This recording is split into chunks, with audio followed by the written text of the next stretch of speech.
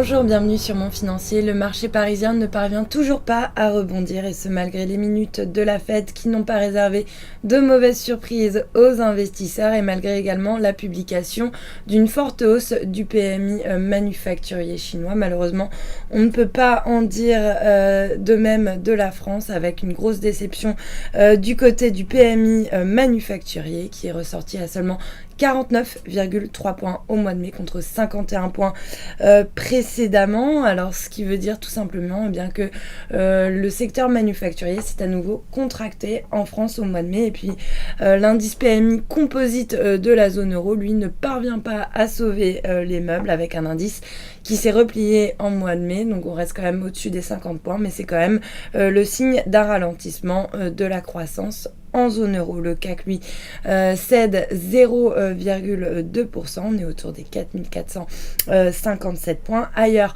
Francfort grappille 0,1% à 9708 points. L'Eurostoxx cède 0,25%. Londres, à l'inverse, prend 0,1%. Du côté des valeurs, maintenant, c'est Alstom qui s'empare de la tête de l'indice. Le titre rebondit alors que Siemens pourrait déposer une offre ferme pour reprendre la branche énergie du groupe d'ici la fin de semaine. GDF Suez relevé de pondération en ligne à surpondéré par Morgan Stanley se distingue également dans le haut du palmarès. On notera également que le secteur parapétrolier est plutôt bien orienté avec Vallourec suivi également de Technip qui s'inscrit en légère hausse. Et puis à l'inverse, EDF reste lanterne rouge du CAC. Le titre est plombé par une note de Morgan Stanley qui passe de surpondéré à neutre sur le dossier. Et puis on notera également que le secteur bancaire lui subit des prises de bénéfices après avoir plutôt bien progressé la veille, à l'exception bien sûr de BNP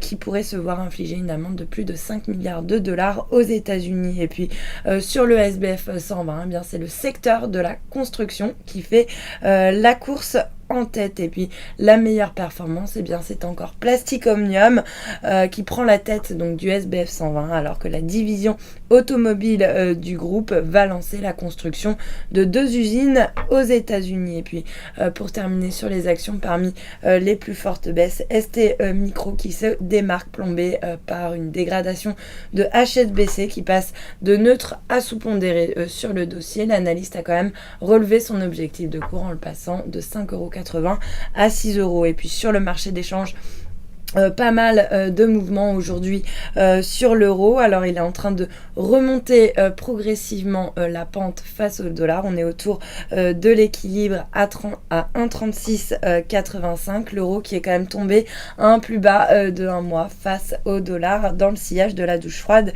du PMI français. En revanche, il reste plutôt bien orienté par rapport au yen, plus 0,15% à 139,02 yens. Et puis le billet vert de son côté qui grappille 0,12% pour s'échanger à 101,54 yens. Et puis pour terminer, l'once d'or qui rebondit aussi légèrement, plus 0,5% à 1294 $ l'once. Voilà pour la mi-séance. Restez avec nous, très bonne journée.